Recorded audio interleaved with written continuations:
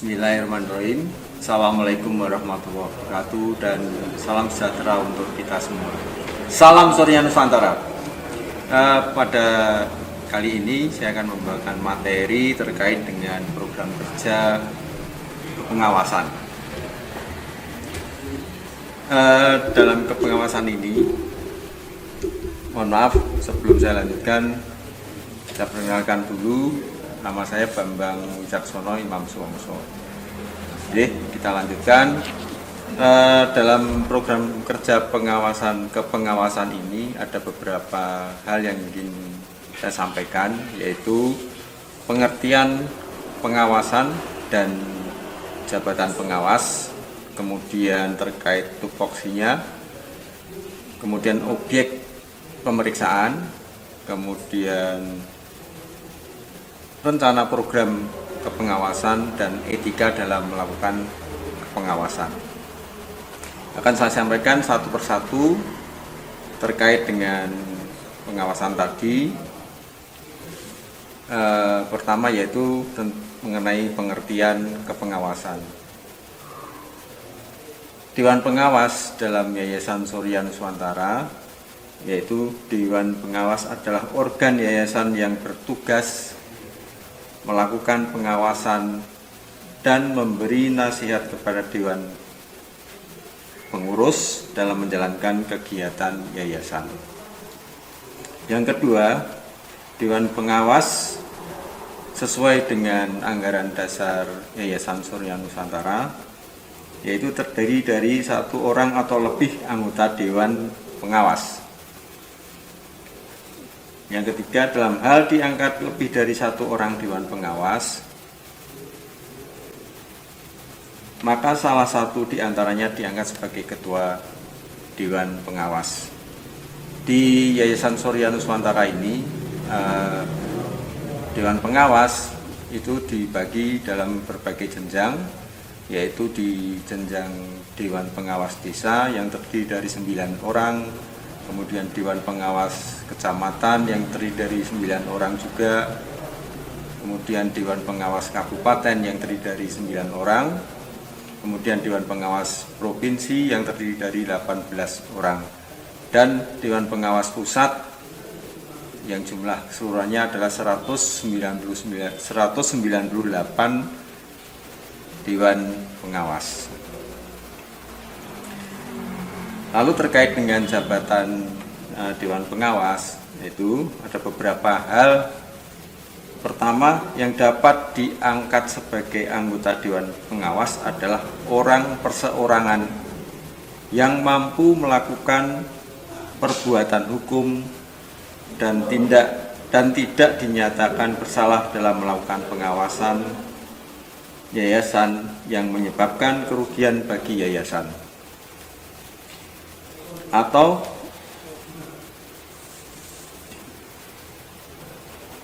negara berdasarkan saya ulangi, tidak menimbulkan kerugian bagi yayasan, masyarakat, atau negara berdasarkan putusan pengadilan.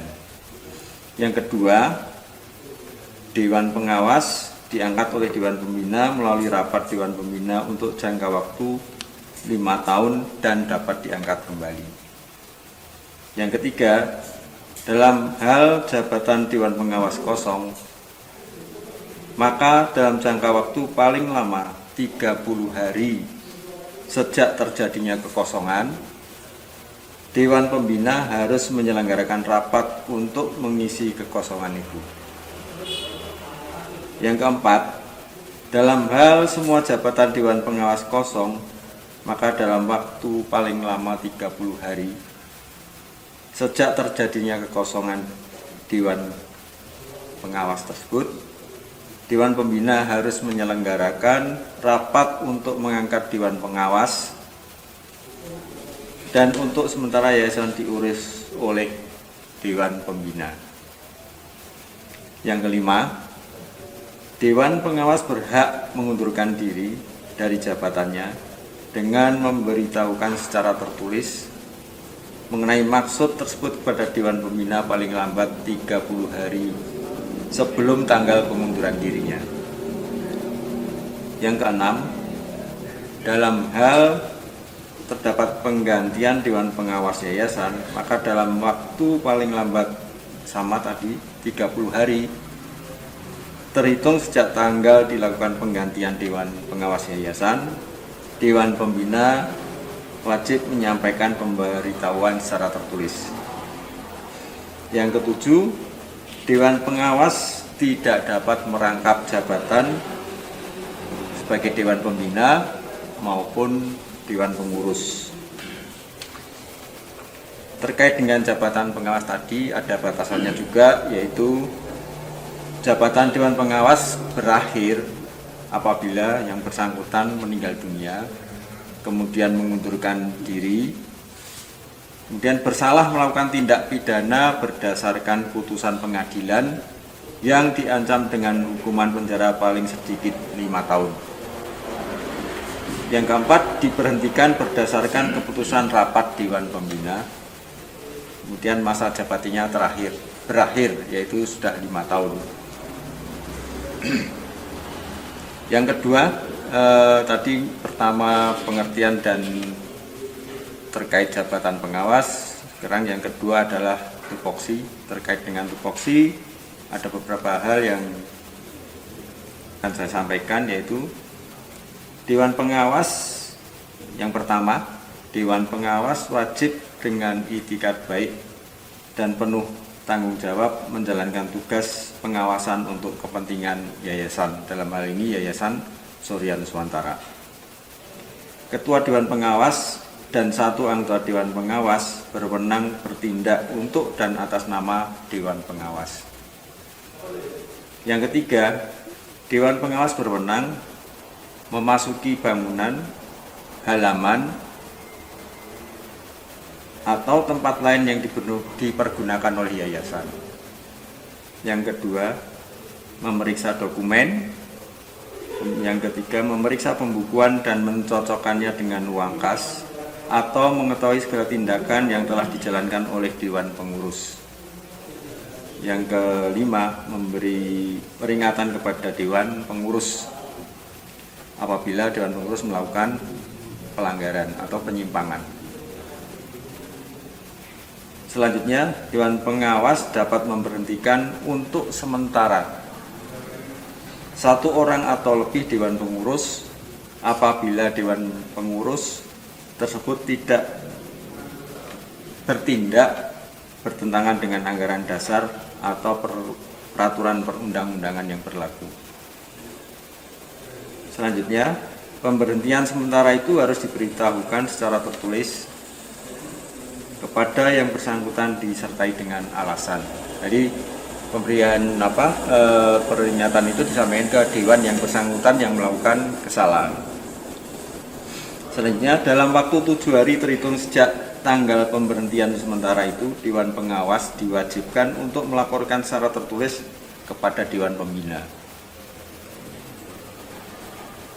Dalam jangka waktu 7 hari terhitung sejak tanggal pembelaan diri sebagaimana dimaksud di depan, maka Dewan Pembina wajib memanggil anggota Dewan Pengurus yang bersangkutan untuk diberi kesempatan membela diri.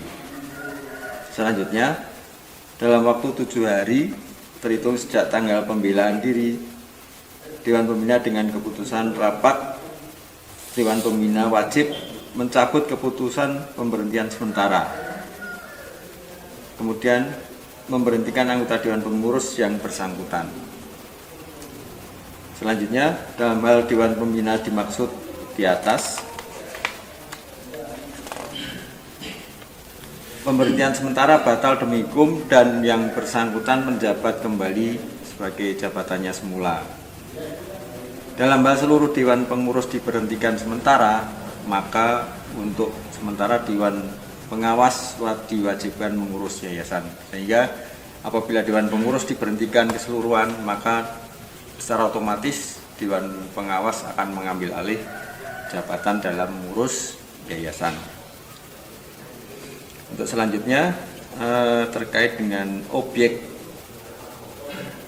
pengawasan, itu sudah disebutkan di depan, yaitu terkait dengan dokumen-dokumen aset yayasan. Jadi tadi disebutkan dapat memasuki bangunan, halaman atau tempat lain yang dipergunakan yayasan. Kemudian yang kedua, objek kepengawasan, yaitu memeriksa dokumen yayasan terkait dengan keanggotaan. Kemudian yang ketiga, memeriksa pembukuan dan mencocokkan dengan uang kas atau bank. Jadi laporan keuangan dicocokkan dengan kondisi real uang kas dan bank, sesuai atau tidak. Kemudian yang keempat, mengetahui segala tindakan yang telah dijalankan oleh Dewan Pengurus. Kemudian yang kelima tadi, memberi peringatan kepada Dewan Pengurus apabila Dewan Pengurus melakukan kesalahan. Jadi itu adalah objek dari pengawasan. Yang keempat yaitu rencana program kepengawasan.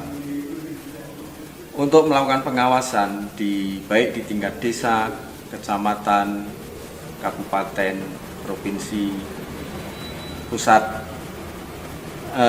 Dewan Pengawas harus membuat suatu rencana kerja terkait dengan pengawasan, yaitu pemeriksaan. Dapat dibuat rencana bulanan, triwulanan, semester, kemudian tahunan. Menyangkut apa? Menyangkut objek pemeriksaan tadi yang ada, pokoknya ada 4, yaitu terkait aset, terkait dengan dokumen, terkait dengan laporan keuangan, dan tindakan Dewan Pengurus. Itu adalah rencana program yang dilakukan oleh Dewan Pengawas. Kemudian dalam melakukan pengawasan, Dewan Pengawas juga harus memperhatikan etika dalam melakukan pengawasan. Jadi tidak sembarang melakukan pengawasan, yaitu dalam hal mau melakukan pengawasan, melakukan pemeriksaan, setidaknya ada pemberitahuan kepada pembina wilker yang di wilayah yang bersangkutan yang akan dilakukan pemeriksaan, dan disertai dengan surat tugas untuk melakukan pemeriksaan. Itu kemudian juga terkait dengan dokumen-dokumen yang diperiksa, Dewan Pengawas juga perlu memperhatikan kaidah-kaidah yang lain, yaitu terkait dengan data. Itu tidak dapat data diambil alih oleh Dewan Pengawas, namun dilakukan fotokopi, sehingga data asli itu tetap sebagai aset yayasan, tidak boleh diambil alih. Jadi hanya bisa dilakukan fotokopi untuk dilakukan pemeriksaan apabila diperlukan. Tetapi apabila dalam melakukan pemeriksaan tidak perlu melakukan mengcopy data-data, cukup dengan catatan-catatan dari data yang ada, maka tidak masalah.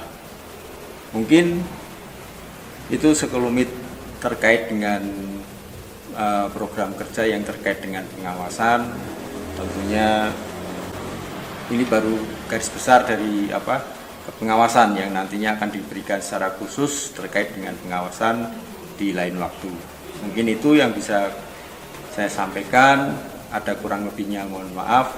Saya akhiri, wabillahi taufiq wal hidayah. Assalamualaikum warahmatullahi wabarakatuh.